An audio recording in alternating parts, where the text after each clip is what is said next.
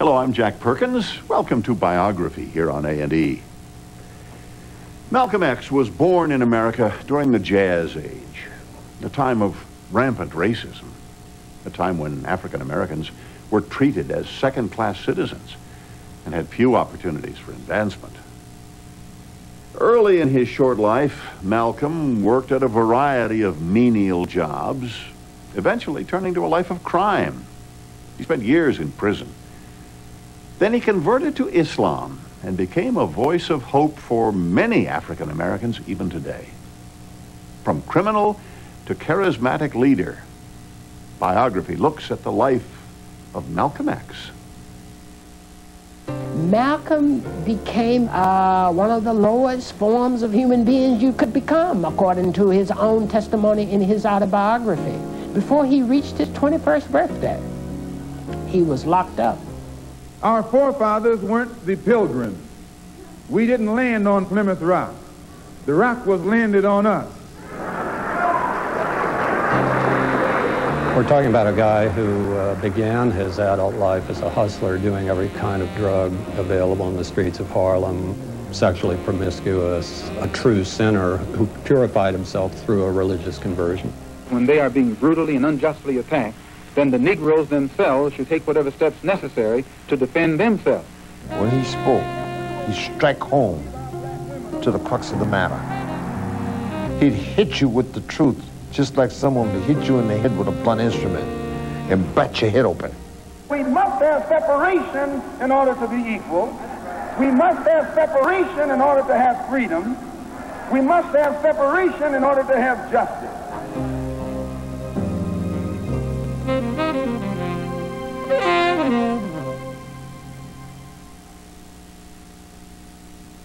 What is your real name? Malcolm X. Is that your legal name? As far as I'm concerned, it's my legal name. Would you mind telling me what your father's last name was? My father didn't know his last name. The last name of my forefathers was taken from them when they were brought to America and made slaves. And then the name of the slave master was given, which we refuse. We reject that name today. You mean you won't even tell me what your father's supposed last name was or gifted last name was? I never acknowledge it whatsoever. Although he did not acknowledge his given name in later life, he was born Malcolm Little on May 19, 1925 in Omaha, Nebraska. He was the fourth child of Louise and Earl Little. Earl was from Georgia, Louise from Grenada. Earl, a Baptist minister, worked in construction to feed his growing family. Malcolm's childhood was heavily influenced by his parents' involvement in Marcus Garvey's black separatist movement. Garvey preached that to survive, blacks must form their own nation outside the United States and separate from whites. The Garvey movement largely represented blacks who were not professionals, not largely lawyers and doctors. At least they were not prominent so much. They certainly reached down to get the masses of black people who were not in the mainstream largely of the African American community. The Ku Klux Klan was then powerful in the North. In Omaha, the Klan threatened the Littles before Malcolm was born because they were Garvey organizers. Rather than fight, Earl moved his family over the next 3 years, first to Milwaukee, then Indiana, finally settling in Lansing, Michigan in 1928. By then, Earl and Louise had 4 boys and a girl. Despite the dangers, Earl Little continued his work as a Garveyite. He didn't have a permanent church, but he was a preacher. So he traveled from place to place, promoting Marcus Garvey movement, the separatist movement, and at the same time trying to preach the Lord and Savior Jesus Christ. He saw no conflicts between the two. Now, Malcolm used to travel with his father as he would talk about Garvey and talk in the churches about Jesus Christ. Malcolm learned to love the talk about Garvey, but he didn't like so much the talk about Jesus Christ. Settling in the industrialized Midwest was a good idea at the time because Earl could find work. He and Louise had their hands full caring for their growing family. Malcolm's rivalry with his brothers was contentious at times as they competed for their parents' attention. Life was not easy for Malcolm and his family, but his father's hard work and preaching put enough food on the table. Then the Depression changed everything. In Lansing, Detroit, Grand Rapids, places like that, the loss of jobs for African Americans was devastating. Chances are, if you were black, you were poor. In 1929, their family home burned to the ground. Malcolm's father believed the Ku Klux Klan was responsible, but there was no proof. Earl Little built a new house, a tar paper shack with no running water, no indoor toilet. Earl gave each child daily chores, some in the garden, some in the house. He was a tough father, beating his children if they didn't follow his rules. Malcolm's mother and father were violent in their relationship to each other. Malcolm talks about his father, you know, expressing the frustrations that he experienced in the society in the context of the family. And that created a great deal of tension within the family. In fact, Malcolm claims that it was from the fight between his mother and his father that led his father to leave that day he was killed. In 1931, when Malcolm was 6, Earl Little died. He fell or was pushed off a streetcar in the middle of the night. His left arm was crushed and his left leg partially severed by the rear wheels. Although officials said the death was accidental, Malcolm believed his father had been killed by the Ku Klux Klan because of his separatist views. But Malcolm never talked publicly about his father's death. This particular experience left the family destitute, and so Malcolm grew up in a very difficult situation in which he had very little reinforcement for his self-esteem in the environment in which he lived. In the 1930s, none of the 7 children had enough to eat. Stale bread, wild onions, and dandelion leaves were often the only food. At school, Malcolm ate alone, rarely joining the other kids for lunch. For Malcolm, going to a predominantly white school, for example, feeling alienated from the dominant culture, feeling as if he really had very few friends and his white friends pretty much shunned him, that could have a deep psychological effect on Malcolm. He was tall, handsome, red-haired, light-skinned, different, even within his family. Much of the color symbolism was reflected in the context of that family. Malcolm's mother was very light complexion. And so Malcolm's father was a very dark complexion man.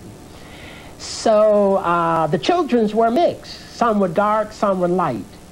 Malcolm was a light red, very much like his mother in color.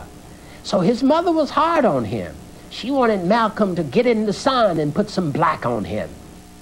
Malcolm became a troublesome child after his father's death. His mother found it hard to supervise her family alone. Though Malcolm was a good student, he became a disciplinary problem, and he was moved from school to school. But despite all that, in the 7th grade, he was voted class president. Years later, Malcolm realized this was his first experience with tokenism. Being the only African American or one of a few also makes you an exotic. He did get a lot of attention, and people noticed him wherever he went. It's also an unusual situation to be not only young, black, poor, in a predominantly white community, but to be as intelligent and as articulate as he was, which made him, in some respects, an automatic leader, even among his peers. Because his teachers found him so hard to handle, in the 8th grade, Malcolm was placed in a white foster home in Mason, Michigan. The authorities thought new surroundings would calm him. Soon he was first in his class, but his desire to achieve, to be somebody, quickly faded. In fact, when he was in the 8th grade, the incident that forced him to drop out of school, embarrassed him, made him feel like he was not important, was when his teacher asked him, what he wanted to be when he would grow up. And he said he wanted to be a lawyer, an attorney. And his teacher said to him, Malcolm, you have to be a little more realistic than that, because you can't be that and a nigger at the same time. Being a lawyer is no realistic expectation for a nigger, he said. He became disheartened and quit school. Malcolm was 14. It was the eve of World War II. Though the Depression was ending, life was still hard in America, especially for blacks. Malcolm's mother, Louise, was pregnant with her 8th child. The father was unknown. She was increasingly losing touch with reality. After her son was born, she was found wandering in the cold of winter, her feet bare, her baby boy held tightly in her arms. Louise was declared legally insane and committed to Kalamazoo State Hospital. Malcolm now had neither mother nor father to guide him. He could not be just like the white children, and thus being shown in many ways that he could not be accepted just like anybody else. And this tension grew in Malcolm, so much so that he dropped out of the dominant society. School had no meaning for Malcolm. Teachers could not discipline him. He sometimes stole. But something new was on the horizon. His half-sister Ella, a daughter from Earl Little's first marriage, came from Boston to visit the family. After she returned home, she asked Malcolm to stay with her over the summer. She knew her half-brother was having a difficult time and took it on herself to save him. But Boston opened Malcolm's eyes. Boston was the big city, and he was treated by his peers immediately as a kind of country bumpkin, backwards, young. And one way to escape that country baggage was to enter a kind of cool subculture, in this case of the zoot suit, of the hipster, a kind of underground, predominantly male youth culture that was raging in the late 30s and early 40s. After the summer, Malcolm returned to Lansing, where his family was still struggling to survive. He felt isolated and sent Ella a letter saying he wanted to live in Boston. She told him he was welcome. By February 1941, he was back in a city that would change his life forever.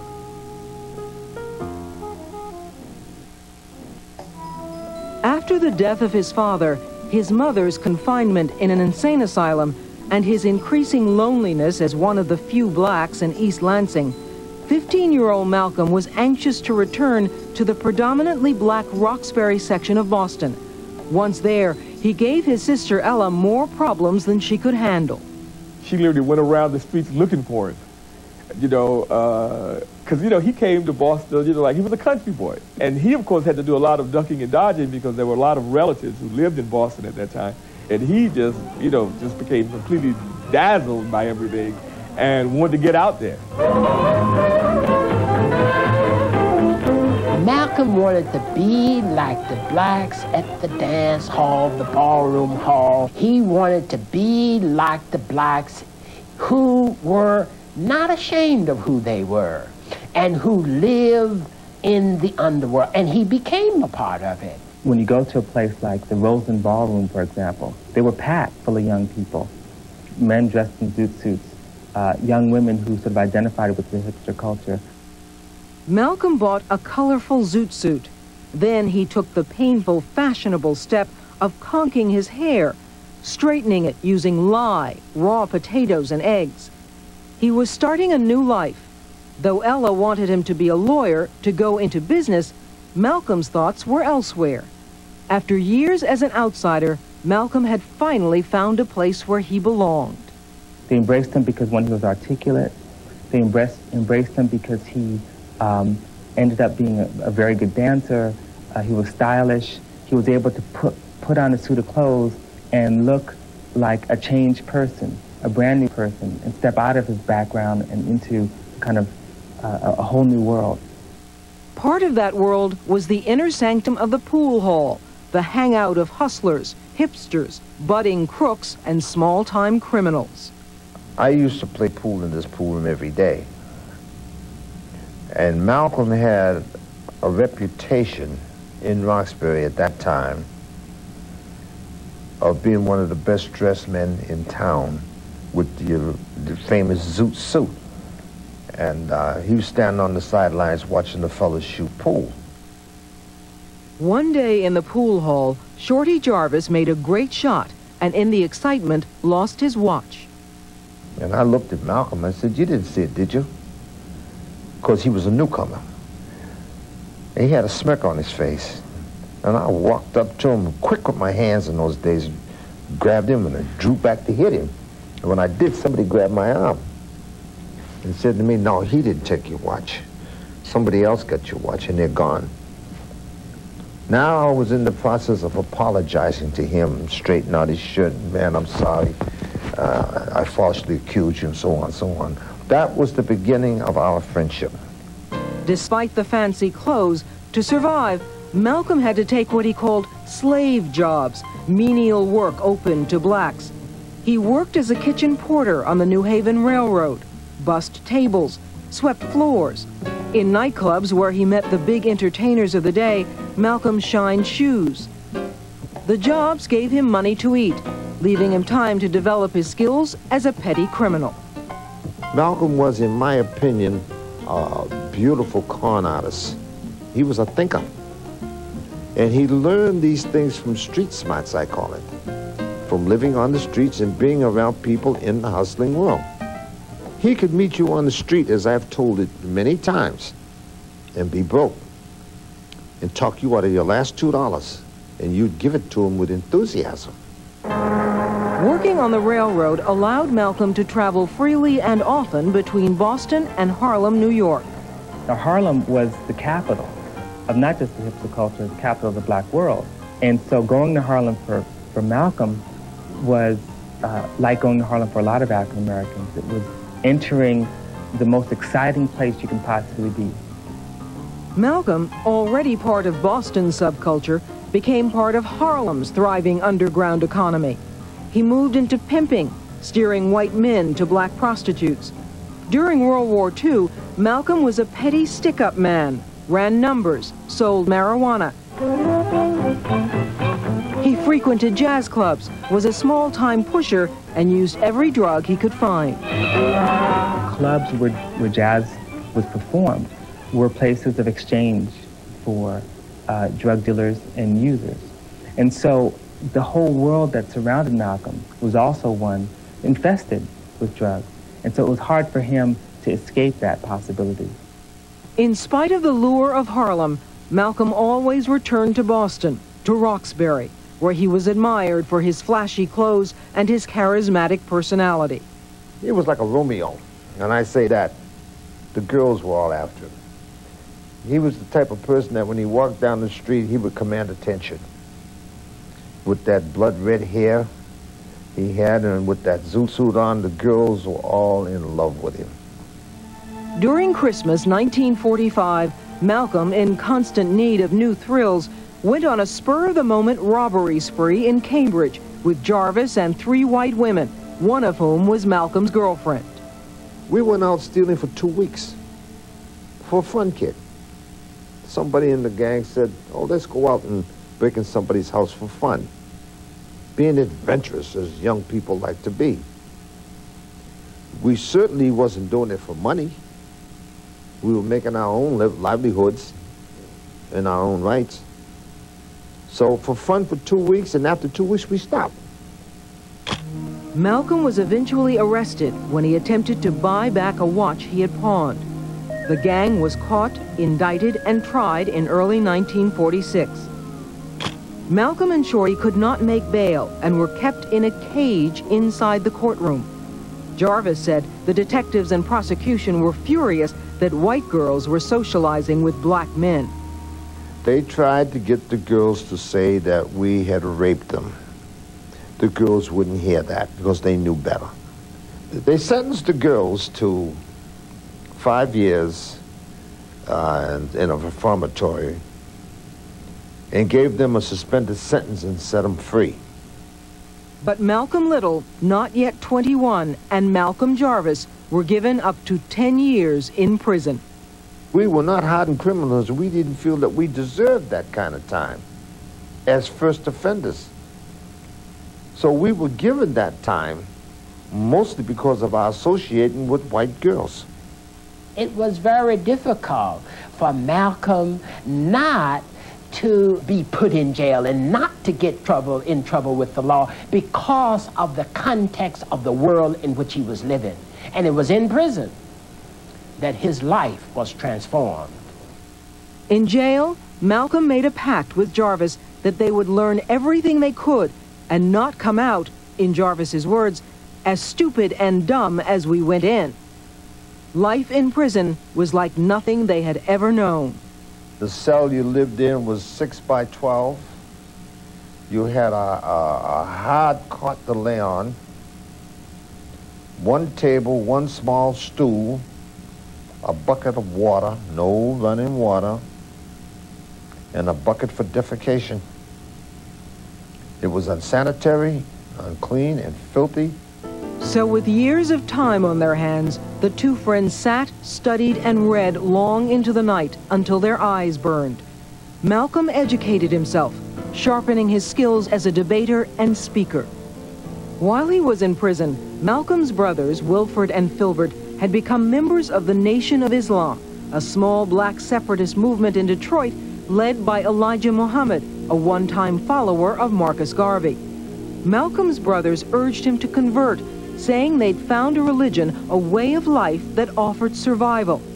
At first, Malcolm resisted. Then he relented. His life was transformed. He saw Christianity as the white man's religion, as the religion of black people who wanted to become like white people. But here in the black Muslim, the Nation of Islam, he encountered a religion that reinforced his identity as a black person and enabled himself to love himself as a black person. He didn't have a particular love for white people, and they used to call him Satan at one time because they thought he was evil.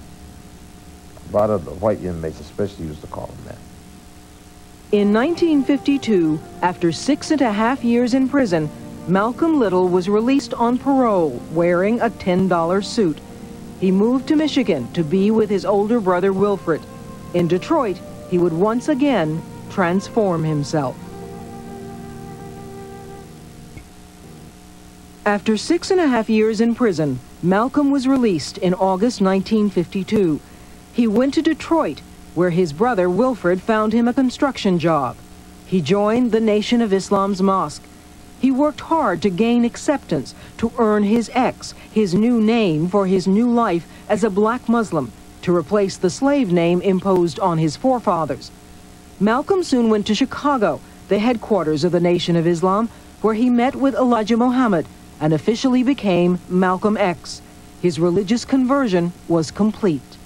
It is an about-face, a complete turnaround, a totally new life in which Malcolm, who was the criminal, now becomes a minister in the religion of Islam. When Malcolm came out of prison, the Nation of Islam was a quite isolated little sect of about 400 souls. He would tell Muhammad, you've got to bring this message to a much larger audience.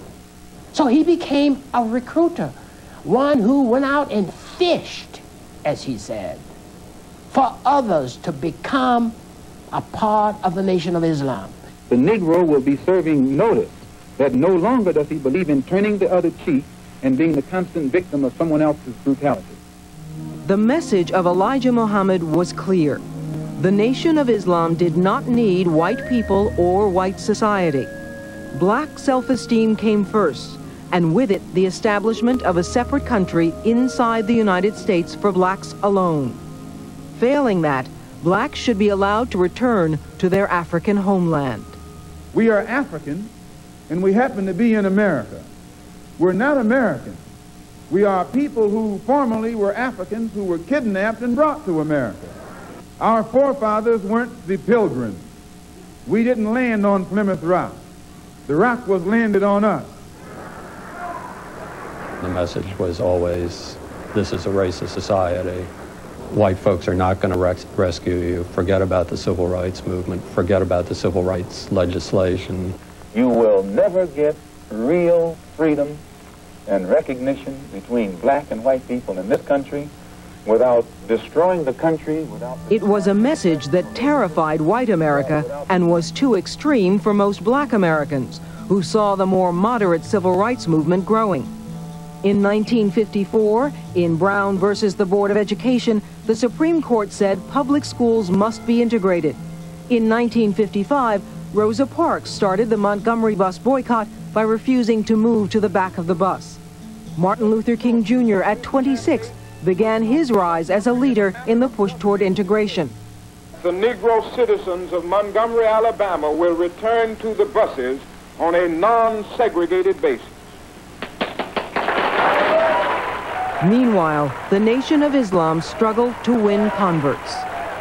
Malcolm became the chief evangelist for the Nation of Islam, and he would go from city to city with great success. As a reward, Elijah appointed Malcolm head of Temple 7 in New York, and he became the national representative for the Nation of Islam. And is regarded very highly as the #2 person in the Nation of Islam. And it will be being regarded as the #2 person that will eventually lead to all kinds of jealousy within the movement. Elijah regarded Malcolm as a son and told him he should marry for the good of the movement. In January 1958, at age 32, Malcolm wed Betty Saunders, who had gone to college and was planning to become a nurse. They moved to a small house in East Elmhurst, Queens, owned by the Nation of Islam. In November of that year, Atala, the first of their 6 daughters, was born. Malcolm was a caring father, a good husband, but he was almost never home. His missionary work and message came first.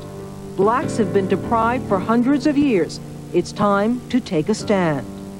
In the areas of the country where the government has proven itself unable or unwilling to defend the Negroes when they are being brutally and unjustly attacked, then the Negroes themselves should take whatever steps necessary to defend themselves.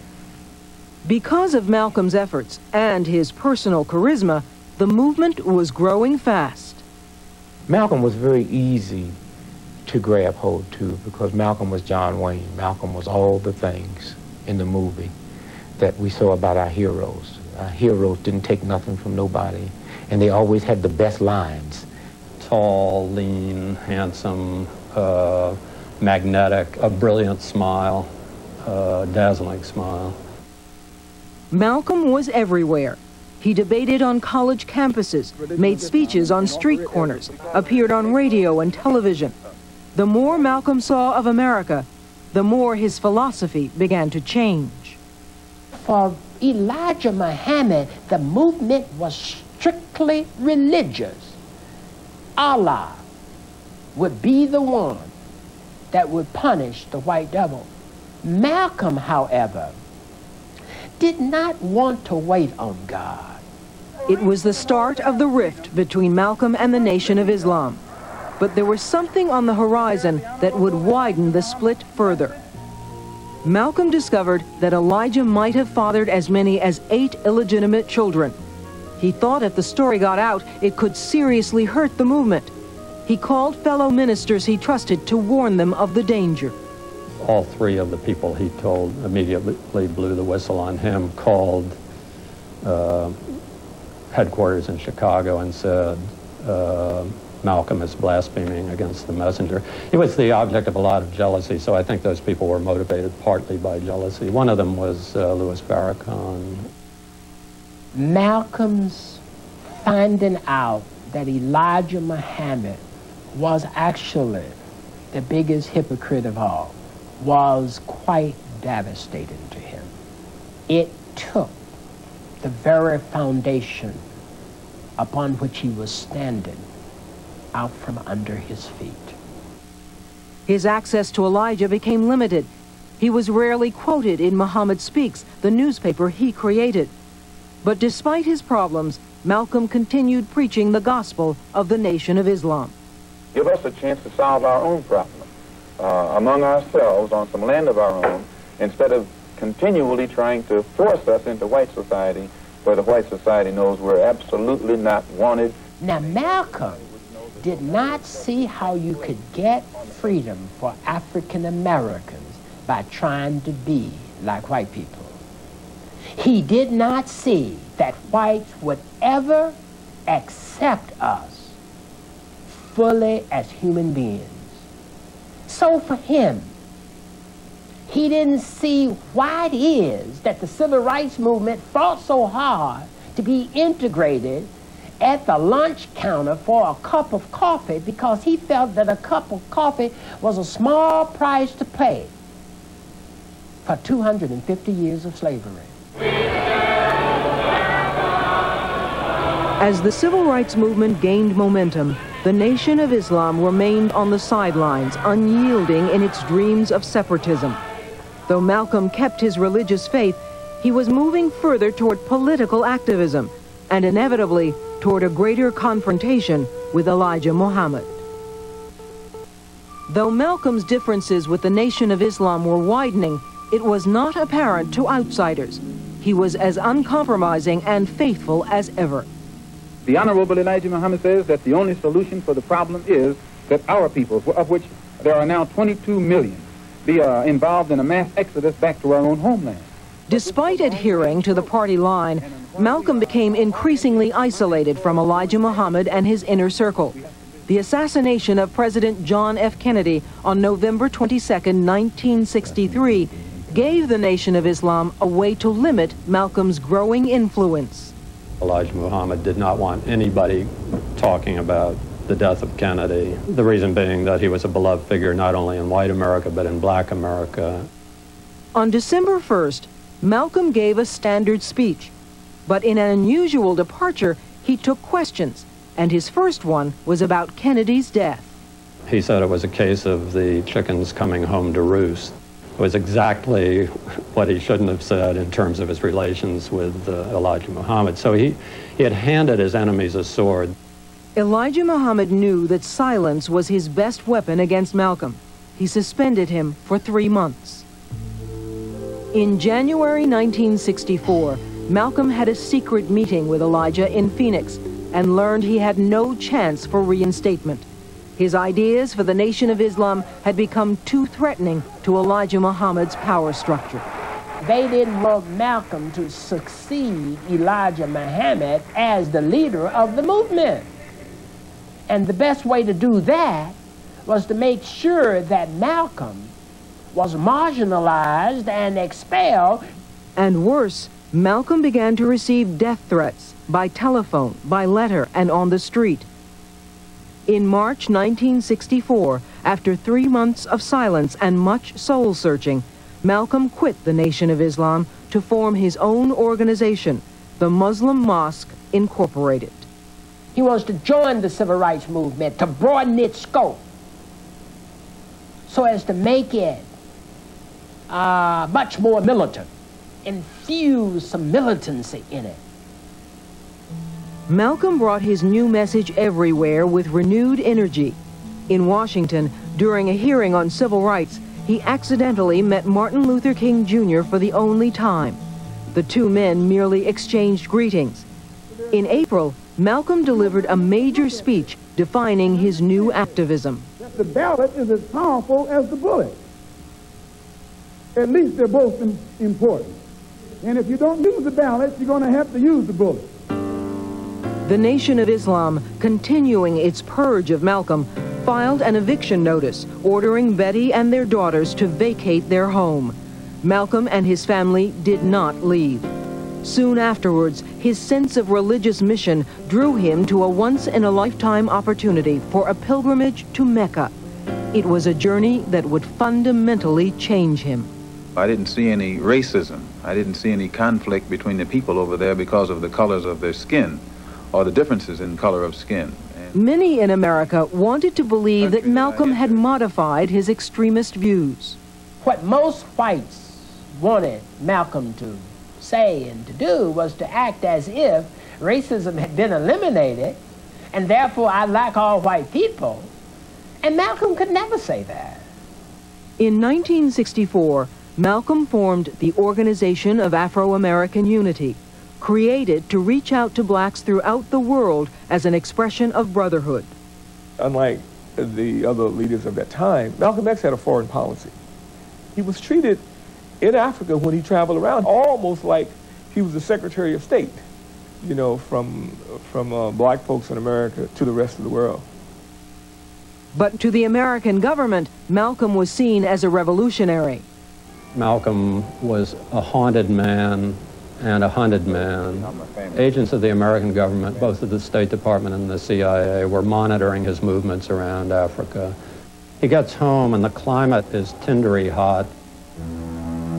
Inflammatory articles against Malcolm appeared frequently in the Nation of Islam newspaper, Muhammad Speaks. The most notorious was one written by Louis Farrakhan, then Louis X, who had been a protege of Malcolm's. Malcolm himself described it as a death warrant. In December 1964 and into January 1965, the threats continued. There were even several attempts on his life, assumed by some to be inspired by the Nation of Islam. I said, if you think for one moment that these brothers are not going to try to take you out, you're mistaken. But he knew he was hunted, and he knew his days were numbered, I think. In the early morning hours of February 14, 1965, his home was firebombed and destroyed. Except for a lucky stroke of fate, he and his family, including 4 quite small children, and his wife, who was pregnant with twins, would have died. I really think Malcolm didn't want to die. I mean, he knew he was going to be killed. I knew he was going to be killed. Malcolm moved his family and continued his mission, making speeches in Detroit and New York. In the week following the firebombing, observers described him as being very tense. On Saturday, February 20th, the day before he was to make a speech at the Audubon Ballroom in Harlem, he checked into the Hilton Hotel in Manhattan.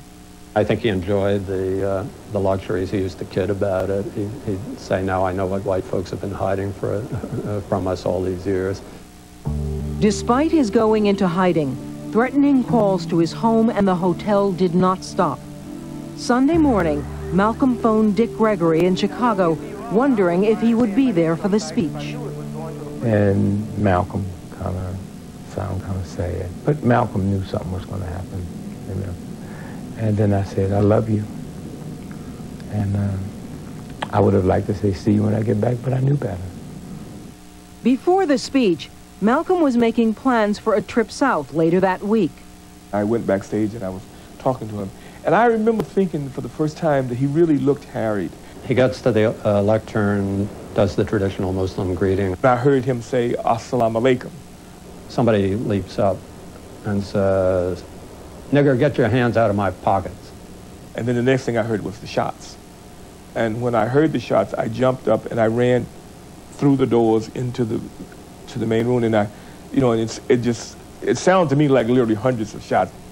The first blast killed him, riddled his chest. And I heard, people screaming and getting knocked down, and I got knocked down on the floor. 2 more guys come up, one with a Luger and one, I believe, with a .45, and pump bullets into his dead body, his dying body. So I laid on the floor until I heard the shooting stop. Then I jumped up and I ran down and I jumped on stage. And I saw him, laying there on stage, and someone had pulled his shirt open, and I saw the bullet holes in his body. At 39 years of age, on Sunday, February 21st, 1965, Malcolm X was assassinated by 3 men, all members of the Nation of Islam. He died for what he believed in. He believed with his whole heart, soul, and mind in the struggle of the Afro-Americans in this country. 1 week later, thousands would attend Malcolm X's funeral in Harlem. People were stunned by his death. Black America had lost a powerful leader. Born into a life of struggle and uncertainty, Malcolm X lived as a hustler and pimp, then as a fighter for his people, and finally a man of God. But the controversy sparked by his death would ensure that Malcolm X would not easily be forgotten. Malcolm X was laid to rest in Hartsdale, New York on February 27, 1965. Throughout his life, he remained uncompromising in his expectations for African Americans. For 30 years, the legacy of Malcolm X has been as much a source of controversy as the circumstances surrounding his death.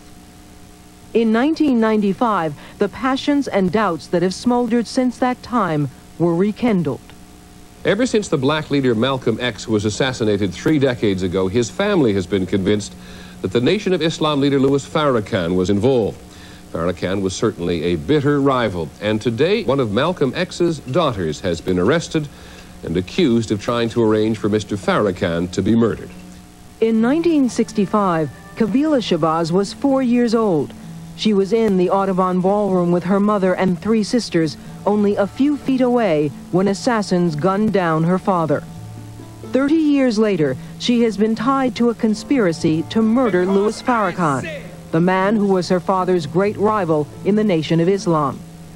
Despite his violent opposition to Malcolm's break with Elijah Muhammad, Farrakhan has denied any involvement in the murder of Malcolm X. No, I was not in any way involved in his murder. I said such a man as Malcolm is worthy of death. And were it not for Elijah Muhammad's faith in God, it would have been so. I was very angry with Malcolm for what Malcolm had done. I was hurt by his assassination. I can't say that I approved, and I really didn't disapprove. I was numb. The charges against Kabila Shabazz set off a bizarre series of accusations, conspiracy theories, and shifting alliances. Lawyers for both Ms. Shabazz and Mr. Farrakhan charged that a government informant lured her into a plot. Although Shabazz did not plead guilty, she also admitted that a statement she made last December, where she said killing Farrakhan was her idea, was substantially true. But outside of court, she disavowed the confession. But it was coerced. It was coerced. It was coerced. Now, instead of going on trial on charges that carried a prison term of up to 90 years, Shabazz is getting what amounts to 2 years probation. The surreal sequence of events culminated less than 1 week after the hearing, when once passionate enemies stood as apparent allies. At New York's Apollo Theater last night, Betty Shabazz, the widow of Malcolm X, and Nation of Islam leader Louis Farrakhan, tried to make amends after a 30-year rift.